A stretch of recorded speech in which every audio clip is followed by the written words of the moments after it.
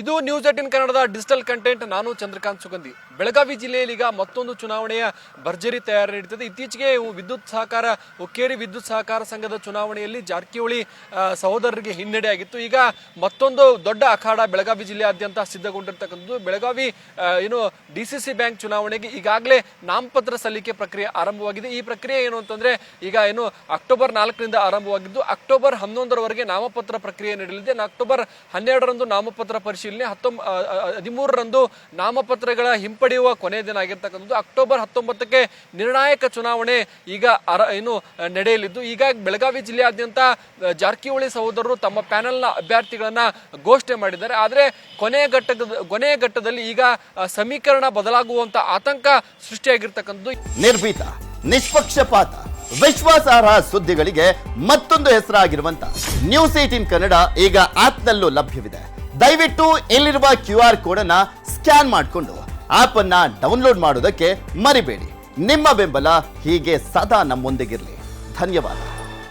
ಯಾರತ್ತ ವಾಲ್ತಾರೆ ಅಂತಕ್ಕಂಥದ್ದು ಬೆಳಗಾವಿ ಜಿಲ್ಲೆಯಲ್ಲಿ ಈಗ ಸಾಕಷ್ಟು ಚರ್ಚೆ ನಡೀತಾ ಇದೆ. ಇದಕ್ಕೆ ಪ್ರಮುಖ ಕಾರಣ ಏನು ಅಂತಂದ್ರೆ ಹುಕ್ಕೇರಿ ವಿದ್ಯುತ್ ಸಹಕಾರ ಸಂಘದ ಚುನಾವಣೆ. ಈ ಒಂದು ಚುನಾವಣೆಯಲ್ಲಿ ಜಾರಕಿಹೊಳಿ ಸಹೋದರಿಗೆ ಹಿನ್ನಡೆಯಾಗಿತ್ತು. ಮತ್ತೊಂದು ಕಡೆ ರಮೇಶ್ ಕತ್ತಿ ಮೇಲುಗೈ ಸಾಧಿಸಿದ್ರು. ಈಗ ರಮೇಶ್ ಕತ್ತಿ ಈ ಒಂದು ಜಾರಕಿಹೊಳಿ ಸಹೋದರರ ವಿರುದ್ಧದ ಪ್ಯಾನೆಲ್ನ ನಾಯಕತ್ವ ವಹಿಸ್ತಾರ ಅಂತಕ್ಕಂಥದ್ದು ಈಗ ಜಿಲ್ಲೆಯಾದ್ಯಂತ ಚರ್ಚೆ ನಡೀತಾ ಇದೆ. ಮತ್ತು ರಮೇಶ್ ಕತ್ತಿ ಅವರಿಗೆ ಅನಿವಾರ್ಯವಾಗಿ ಈ ಒಂದು ನಾಯಕತ್ವವನ್ನ ಕೊಡ್ಲೇಬೇಕು ಅಂತ ಹೇಳಿ ಕೆಲವರು ಕೂಡ ಬೆನ್ನತ್ತಿರ್ತಕ್ಕಂಥದ್ದು. ಕೇವಲ ಹುಕ್ಕೇರಿಗೆ ಸೀಮಿತವಾಗಿದ್ದಂತಹ ರಮೇಶ್ ಕತ್ತಿ ಅವರನ್ನ ಇಡೀ ಜಿಲ್ಲೆಗೆ ಈಗ ಓಡಾಟ ಮಾಡಕ್ಕೆ ಅವರ ಆಪ್ತರು ಮತ್ತು ಜಾರಕಿಹೊಳಿ ವಿರೋಧಿಗಳು ಸಿದ್ಧತೆಯನ್ನು ಮಾಡಿಕೊಂಡಿದ್ದಾರೆ. ಪ್ರಮುಖವಾಗಿ ಬೆಳಗಾವಿ ಜಿಲ್ಲೆಯಲ್ಲಿ 15 ತಾಲೂಕಿಗೆ ಒಬ್ಬರಂತೆ ನಿರ್ದೇಶಕ ಸ್ಥಾನಕ್ಕೆ ಆಯ್ಕೆ ಆಗಬೇಕು. ಜೊತೆಗೆ ಇತರೆ ವರ್ಗದಿಂದ ಒಬ್ಬರನ್ನ ಆಯ್ಕೆ ಮಾಡಬೇಕು. 16 ಕ್ಷೇತ್ರಗಳಿಗೆ ಚುನಾವಣೆ ನಿಗದಿಯಾಗಿರ್ತಕ್ಕಂಥದ್ದು. ಅಕ್ಟೋಬರ್ 19ರಂದು ಈ ಒಂದು ಚುನಾವಣೆ ನಡೆಯಲಿದೆ. ಆದರೆ ಕೊನೆಯ ಘಟ್ಟವಾಗಿ ಅಕ್ಟೋಬರ್ 11ರಂದು ಯಾರು ನಾಮಪತ್ರ ಸಲ್ಲಿಸ್ತಾರೆ ಅವತ್ತೇ ನಿರ್ಣಾಯಕವಾಗಿ ಗೊತ್ತಾಗ್ತಕ್ಕಂಥದ್ದು. ಈಗಾಗಲೇ ಸವದತ್ತಿ ಆಗಿರ್ಬೋದು ಮತ್ತು ಯರಗಟ್ಟಿಯಲ್ಲಿ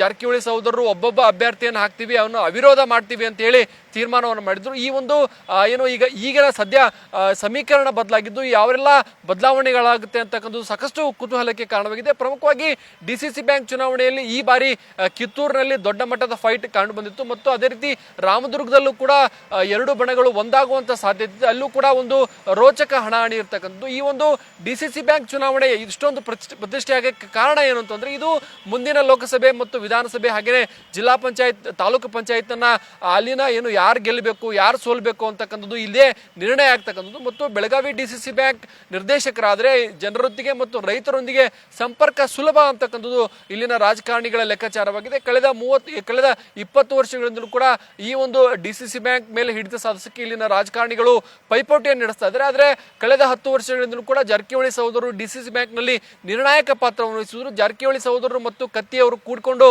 ಕಳೆದ 10 ವರ್ಷಗಳ ಕಾಲ ಆಡಳಿತ ಮಾಡಿದ್ರು. ಆದರೆ ಅವರಿಬ್ಬರ ಮಧ್ಯೆ ಭಿನ್ನಾಭಿಪ್ರಾಯ ಕಾರಣಕ್ಕಾಗಿ ಕಳೆದ ವರ್ಷ ರಮೇಶ್ ಕತ್ತಿ ಡಿಸಿಸಿ ಬ್ಯಾಂಕ್ ಅಧ್ಯಕ್ಷ ಸ್ಥಾನಕ್ಕೆ ರಾಜೀನಾಮೆ ಕೊಟ್ಟು ಹೊರಗಡೆ ಬಂದಿದ್ರು. ಬಳಿಕ ಅಪ್ಪಸಾಬ್ ಕುಲ್ಗುಡೆ ಅವರನ್ನ ಅಧ್ಯಕ್ಷರನ್ನಾಗಿ ಮಾಡಲಾಗಿತ್ತು. ಈ ಬಾರಿ ಡಿಸಿಸಿ ಬ್ಯಾಂಕ್ ಮೇಲೆ ಹಿಡಿತ ಸಾಧಿಸಕ್ಕೆ ಪ್ರಬಲರು ಪೈಪೋಟಿಗೆ ಇಳಿದಿರ್ತಕ್ಕಂಥದ್ದು. ಒಂದು ಕಡೆ ಅಣ್ಣಾ ಸಾಬ್ ಜೊಲ್ಲೆ ಕೂಡ ಈ ಒಂದು ಡಿಸಿಸಿ ಬ್ಯಾಂಕ್ ಮೇಲೆ ಕಣ್ಣಿಟ್ಟಿದ್ದಾರೆ. ಸದ್ಯ ಅಣ್ಣಾ ಸಾಬ್ ಜೊಲ್ಲೆ ಮತ್ತು ಜಾರಕಿಹೊಳಿ ಸಹೋದರರು ಕೂಡಿಕೊಂಡು ಒಂದು ಪ್ಯಾನೆಲ್ ಅನ್ನ ಮಾಡಿರ್ತಕ್ಕಂಥದ್ದು. ಈಗಾಗಲೇ ಖಾನಾಪುರ, ಕಿತ್ತೂರು, ಸವದತ್ತಿ, ರಾಮದುರ್ಗ ಸೇರಿದಂತೆ ಜಿಲ್ಲೆಯ ಎಲ್ಲ ಕಡೆಗಳಲ್ಲೂ ಕೂಡ ತಮ್ಮ ಪ್ಯಾನೆಲ್ನ ಅಭ್ಯರ್ಥಿಗಳನ್ನ ಘೋಷಣೆಯನ್ನ ಮಾಡಿ ಅವ್ರನ್ನ ಚುನಾವಣೆಗೆ ಸ್ಪರ್ಧೆ ಮಾಡಕ್ಕೆ ಎಲ್ಲ ರೀತಿಯ ಸಿದ್ಧತೆಯನ್ನ ಈ ಒಂದು ಪ್ಯಾನೆಲ್ ಮಾಡಿದೆ. ಆದರೆ ಜಾರಕಿಹೊಳಿ ಸಹೋದರ ವಿರುದ್ಧವಾಗಿ ಯಾವುದೇ ಪ್ಯಾನೆಲ್ ಇರಲಿಲ್ಲ ಅಂತಕ್ಕಂಥದ್ದು ಇಷ್ಟು ದಿನ ಇತ್ತು. ಆದರೆ ಸದ್ಯ ಸಮೀಕರಣ ಬದಲಾಗಿದೆ. ಈಗ ಜಾರಕಿಹೊಳಿ ಸಹೋದರರ ವಿರೋಧಿ ಪ್ಯಾನೆಲ್ನ ನಾಯಕತ್ವವನ್ನ ರಮೇಶ್ ಕತ್ತಿ ವಹಿಸ್ತಾರೆ ಅಂತ ಹೇಳಿ ಹೇಳಲಾಗ್ತಕ್ಕಂಥದ್ದು. ರಮೇಶ್ ಕತ್ತಿಗೆ ಯಾವೆಲ್ಲ ನಾಯಕರು ಸಾಥ್ ಕೊಡ್ತಾರೆ ಮತ್ತು ಯಾವ ಕ್ಷೇತ್ರಗಳಲ್ಲಿ ಅವರು ಅಭ್ಯರ್ಥಿ ಆಗ್ತಾರೆ ಅಂತಕ್ಕಂಥದ್ದು ಇನ್ನೂ ಸಾಕಷ್ಟು ಕುತೂಹಲ ಕಾರಣವಾಗಿದೆ. ಇನ್ನು 2-3 ದಿನಗಳ ಕಾಲ ನಾಮಪತ್ರ ಸಲ್ಲಿಕೆಗೆ ಅವಕಾಶ ಇದ್ದು ಈ ಒಂದು ಗುಂಪು ಯಾವ ರೀತಿ ಚಟುವಟಿಕೆಯನ್ನ ಮಾಡುತ್ತೆ, ಕೇವಲ ಹುಕ್ಕೇರಿ ಅಲ್ಲದೆ ಗೋಕಾಕ್ ಆಗಿರ್ಬೋದು ಮತ್ತು ಬೆಳಗಾವಿ ಜಿಲ್ಲೆ ಇತರೆ ಕಡೆಗಳಲ್ಲಿ ಸ್ಪರ್ಧೆಗೆ ತಮ್ಮ ಅಭ್ಯರ್ಥಿಗಳನ್ನು ಕಣಕ್ಕಿಳಿಸಿದ್ರೆ ಈ ಒಂದು ಚುನಾವಣೆ ಮತ್ತಷ್ಟು ರೋಚಕ ಹಂತಕ್ಕೆ ತಲುಪಲಿದೆ. ಈಗಾಗಲೇ ಹುಕ್ಕೇರಿ ವಿದ್ಯುತ್ ಸಹಕಾರ ಸಂಘದ ಚುನಾವಣೆಯಲ್ಲಿ ಜಾರಕಿಹೊಳಿ ಸಹೋದರಿಗೆ ಸಾಕಷ್ಟು ಹಿನ್ನಡೆಯಾಗಿತ್ತು. ಈ ಒಂದು ಚುನಾವಣೆಯಲ್ಲಿ ತಮ್ಮ ಪ್ಯಾನೆಲ್ನ 15ಕ್ಕೂ 15 ಅಭ್ಯರ್ಥಿಗಳು ಸೋತಿದ್ರು. ಈ ಒಂದು ಚುನಾವಣೆಯನ್ನ ಬೆಳಗಾವಿ ಜಿಲ್ಲಾ ಉಸ್ತುವಾರಿ ಸಚಿವ ಸತೀಶ್ ಜಾರಕಿಹೊಳಿ ಪ್ರತಿಷ್ಠೆಯಾಗಿ ತೆಗೆದುಕೊಂಡಿದ್ರು.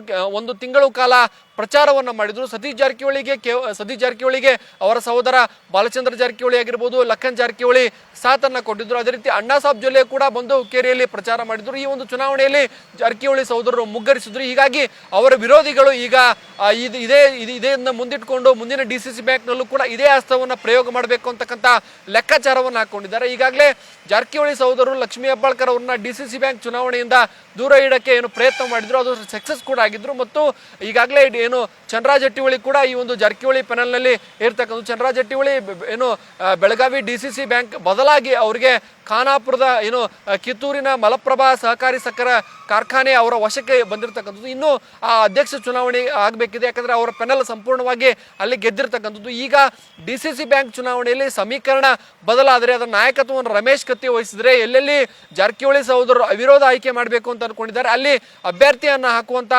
ಸೂಚನೆ ಕೊಟ್ಟಿರ್ತಕ್ಕಂಥದ್ದು. ಈ ಹಿನ್ನೆಲೆಯಲ್ಲಿ ಈಗ ಜಾರಕಿಹೊಳಿ ಸಹೋದರರು ಅಲರ್ಟ್ ಆಗಿದ್ದಾರೆ. ಮತ್ತು ಈಗ ಈ ಒಂದು ಹುಕ್ಕೇರಿ ವಿದ್ಯುತ್ ಸಹಕಾರ ಸಂಘದ ಚುನಾವಣೆಯಿಂದ ದೂರ ಇದ್ದಂತ ರಮೇಶ್ ಜಾರಕಿಹೊಳಿ ಕೂಡ ಬೆಳಗಾವಿಗೆ ಬಂದಿದ್ದಾರೆ. ಅವರು ಕೂಡ ಏನು ತಮ್ಮ ಅಭ್ಯರ್ಥಿಗಳನ್ನ, ತಮ್ಮ ಗುಂಪಿನ ಅಭ್ಯರ್ಥಿಗಳನ್ನ ಹೆಚ್ಚಿನ ಸಂಖ್ಯೆಯಲ್ಲಿ ಗೆಲ್ಲಿಸಕ್ಕೆ ಈಗ ಪ್ಲಾನ್ ಅನ್ನ ಮಾಡ್ತಾ ಇದ್ದಾರೆ. ಇದು ಅಕ್ಟೋಬರ್ 11ಕ್ಕೆ ಸ್ಪಷ್ಟವಾಗಿ ಯಾವ ಕ್ಷೇತ್ರಗಳಲ್ಲಿ ಅವಿರೋಧ ಆಯ್ಕೆ ಆಗುತ್ತೆ ಮತ್ತು ಯಾವ ಕ್ಷೇತ್ರಗಳಲ್ಲಿ ಚುನಾವಣೆ ಆಗುತ್ತೆ ಅಂತಕ್ಕಂಥದ್ದು ಗೊತ್ತಾಗ್ಲಿದೆ. ಒಟ್ಟಾರೆ ಇಷ್ಟು ದಿನ ಜಾರಕಿಹೊಳಿ ಸಹೋದರರು ಬೆಳಗಾವಿಯಲ್ಲಿ ಏನು ಯಾವುದೇ ವಿರೋಧಿಗಳು ಅವರಿಲ್ಲ, ಒಳಗೊಳಗೆ ವಿರೋಧಿಗಳಿದ್ರು, ಆದರೂ ಬಹಿರಂಗವಾಗಿ ಅವ್ರ ವಿರುದ್ಧ ಮಾತಾಡುವಂತಹ ಒಂದು ವ್ಯಕ್ತಿಗಳು ಯಾರಿಲ್ಲ. ಆದ್ರೆ ಈಗ ರಮೇಶ್ ಕತ್ತಿ ಈ ಒಂದು ಇದರ ನಾಯಕತ್ವವನ್ನು ವಹಿಸಿದ್ದಾರೆ. ರಮೇಶ್ ಕತ್ತಿಗೆ ಬೆಳಗಾವಿ ಜಿಲ್ಲೆ ಅನೇಕ ಏನು ಲಿಂಗಾಯತ್ ನಾಯಕರಾಗಿರ್ಬೋದು ಮತ್ತು ಇತರೆ ನಾಯಕರು ಅವರಿಗೆ ಬೆಂಬಲವನ್ನು ಕೂಡ ಕೊಡ್ತಕ್ಕಂಥದ್ದು. ಈಗ ಇದು ಜಿಲ್ಲೆಯಲ್ಲಿ ಯಾವ ರೀತಿ ಸಮೀಕರಣವನ್ನ ಬದಲು ಮಾಡುತ್ತೆ ಈ ಒಂದು ಚುನಾವಣೆಯಲ್ಲಿ ಅಂತಕ್ಕಂಥದ್ದು ಕಾದು ನೋಡ್ಬೇಕಿದೆ. ನಿರ್ಭೀತ, ನಿಷ್ಪಕ್ಷಪಾತ, ವಿಶ್ವಾಸಾರ್ಹ ಸುದ್ದಿಗಳಿಗೆ ಮತ್ತೊಂದು ಹೆಸರಾಗಿರುವಂತ ನ್ಯೂಸ್ 18 ಕನ್ನಡ ಈಗ ಆಪ್ನಲ್ಲೂ ಲಭ್ಯವಿದೆ. ದಯವಿಟ್ಟು ಇಲ್ಲಿರುವ QR ಕೋಡ್ ಅನ್ನ ಸ್ಕ್ಯಾನ್ ಮಾಡಿಕೊಂಡು ಆಪ್ ಅನ್ನ ಡೌನ್ಲೋಡ್ ಮಾಡೋದಕ್ಕೆ ಮರಿಬೇಡಿ. ನಿಮ್ಮ ಬೆಂಬಲ ಹೀಗೆ ಸದಾ ನಮ್ಮೊಂದಿಗಿರಲಿ. ಧನ್ಯವಾದ.